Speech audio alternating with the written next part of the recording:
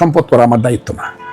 আমার অফুরন্ত সম্পদ যে করে সে রাজনীতিবিদ হইতে পারে না, সে দেশ সেবা করতে পারে না, কারণ তার সম্পদের চিন্তাই তার দিন কাটে। কাজে সন্তানদেরকে মানুষ করাই আমার দায়িত্ব। ওই যে অফুরন্ত সম্পদ করা আমার দায়িত্ব না। অফুরন্ত সম্পদ যে করে সে রাজনীতিবিদ হইতে পারে না, সে দেশ সেবা করতে পারে না, কারণ তার সম্পদের চিন্তাই তার দিন কাটে। সাধারণ মানুষ আমাকে এত দেয়, মাছ পাঠায়, ডাল পাঠায়, চাল পাঠায়, আমি খাইয়া ফুরাইতে পারি না।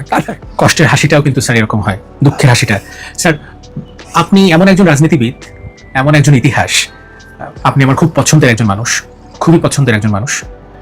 আপনি মুক্তিযোদ্ধা, জাতির শ্রেষ্ঠ সন্তান, এবং সবচেয়ে বড় কথা স্যার আপনার অনেস্টি। আমি অনেকের কাছ থেকে শুনেছি আপনার ঢাকাতে বাড়ি নাই, আপনি যেখানে আছেন সেখানেও ভাড়া থাকেন। আপনি কিছুক্ষণ আগে বলছিলেন যে আপনার বাড়িতেও আসলে বাড়ি নাই। এত বড় বাড়ি না, কিন্তু আমি ইতনা সদর একটা ঘর করতেছি, এখন করতেছি। আমার স্ত্রী করতেছে, আমার স্ত্রীর নামই জায়গা উনিই করতেছে, তারপর তো আমার স্ত্রী করতেছে। কথাটা বুঝছেন না? করতেছে। এই এত বর্ণাঢ্য জীবন কিছু করতে পারলেন না? না, আমি করার চিন্তা করি নাই, কারণ আমার সংসার করা ঠিক আছে। আমি মনে করছি সন্তানদেরকে মানুষ করাই আমার দায়িত্ব। ওই যে অফুরন্ত সম্পদ করা আমার দায়িত্ব না। আমার অফুরন্ত সম্পদ যে করে সে রাজনীতিবিদ হইতে পারে না, সে দেশ সেবা করতে পারে না, কারণ তার সম্পদের চিন্তাই তার দিন কাটে। কাজে আমি মনে করছি আমার দুই পকেটে শুধু খাওয়ার টাকা থাকবে, হ্যাঁ, ভাত খাওয়া, কাপড় পরা, সাধারণ চিকিৎসা টাকা, কোটি কোটি টাকা, সিঙ্গাপুরের চিকিৎসা না, সাধারণ চিকিৎসা টাকা থাকবে, এইটুক থাকবে। আর ছেলেপরের লেখাপড়া, আর ছেলেপরের লেখাপড়ার টাকা আমার জীবনও দিতে হয়নি। আমার ছেলেপেরা 1 পাইকা পড়ার থেকে স্টাইফেন্ড পাওয়া শুরু করে সবাই। আমার 4 জন ছেলে মেয়ে, 3 ছেলে 1 মেয়ে, কোনো ফেইলও নাই, সেকেন্ড ক্লাসও নাই, এর উপরের ক্লাস সবারই। কাজে আমার কিছু টাকা পয়সা খরচ হয় না, আল্লাহর রহমতে আমার ছেলেপেলেরা অনেক বেশি এস্টাবলিশড। কাজে আমার পয়সা দিয়ে পয়সা থাকে আমার পকেটে, খাওয়ার জন্য, টাকার জন্য। আর আপনারা আসলে আর মানুষ আমাকে, আমার নেতা কর্মীরা না, শুধু সাধারণ মানুষ আমাকে এত দেয়, মাছ পাঠায়, ডাল পাঠায়, চাল পাঠায়, আমি খাইয়া ফুরাইতে পারি না। রসগোল্লা যে আপনারা এখন খাবেন, যেটা দই খাবেন, এটা সকালে বগুড়ার থেকে পাঠাইছে, আমার বাতিজায় পাঠাইছে, বগুড়াতে চাকরি করে দই। আমি খাবো কত? একটা মানে 8 টাকা দিয়ে দরকার কি, মরলে পরে কে খাবে? বাহ, খুবই সহজ জীবনধারা।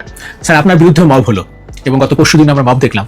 ইউনিট সরকার বা প্রশাসন বা স্বরাষ্ট্র উপদেষ্টারা বা আইন শৃঙ্খলা বাহিনী মব থামাতে পারছে না কেন একের পর এক? আমি এটা সবাই বিরক্ত হয়ে কইলে পরে আমি তো আর কোনো ভাষা পাইতেছি না। এই ভাষাটাই আমার সবসময় আসে, কারণ এই ভাষাটা আমি ছোটবেলায় এই ভাষায় একটা গান শুনছিলাম। আব্দুল জব্বার নামে একজন শিল্পী ছিল, এই গানটা গাইতে, তখন অর্থ বুঝতাম না, এখন আমি অর্থ বুঝি ইউনুস সাহেব দেখে। আর এই গানটা লিখছিল হইল আমার নেত্রকোনার একজন বিখ্যাত বাউল। এই বাংলাদেশের সব বাউল, ওই বড় বাউল তার জালাল খা তার শিষ্য, শাহ আব্দুল করিম তার শিষ্য, উকিল মুন্সি তার শিষ্য। তাদের গুরুর নাম হইল রশিদ উদ্দিন।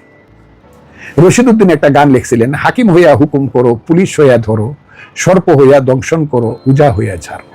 ইউনুস সাহেবকে বুঝতে পারলাম না, বাংলার মানুষও বুঝতে পারবে না। ওই যে মিটিওকুলাস ডিজাইন কি কয়, ইংরেজি কইছে, আরেকটা ইংরেজি কইছে, এই যে 2-3টা ইংরেজি কইছে, ইংরেজির ভিতরে যে কি লুকায়িত আছে। উনি এই দেশটাকে শেষ করে যেতে চান কিনা মানুষ এটা প্রশ্ন করে। উনি দেশ রাখতে চান কিনা? রাখতে চাইলে তো ওনার করিডোর দিয়া দেওয়ার কথা না, চট্টগ্রাম বন্দর বা সেন্ট মার্টিন দ্বীপ দিয়া দেওয়ার কথা না। এত এই দেশে কোনো সরকার আছে, এই দেশে কোনো প্রশাসন আছে, এই দেশে কোনো আইন আছে, কোনো আদালত আছে, কোনো যাওয়ার জায়গা আছে, কিচ্ছু নাই। কাজে ইউনুস সাহেব যেটা করতে চাইতেছে, এই যে মিটিকুলাস ডিজাইনের কারণে করতেছে। এই দেশে তো এটা হওয়ার কথা না। কাজেই আমি তাদের কাছ থেকে কোনো কিছু আশা করি না, আমি কিচ্ছু আশা করি না। আমি চাই শুধু ইউনুস সাহেব দয়া করে একটা ইলেকশনের যে ডেটটা ঘোষণা করছেন, ফেব্রুয়ারিটা পার করেন না। হ্যাঁ, ফেব্রুয়ারিটা পার করেন না। আপনাকে যাতে সবাই না বলে যে আপনি এত বড় মানুষ, নোবেল পাইছেন, কিন্তু আপনি সকাল বিকাল রাত্র দুপুর আপনার কথা ঠিক রাখতে পারেন না। এই কথাটা যাতে আমাদেরকে ছোট করবে, এবং যারা নোবেল আপনাকে দিছে সারা পৃথিবীব্যাপী, তারা মনে করবে বাঙালি জাতি যাকে নোবেল দিলাম সেও এইরকম, তাইলে জাতিটা নাকি কত খারাপ। আপনি জাতির অপমান করেন না। আপনি ইলেকশনটা ফেব্রুয়ারির মধ্যে ফেয়ারলি দিয়ে দেন।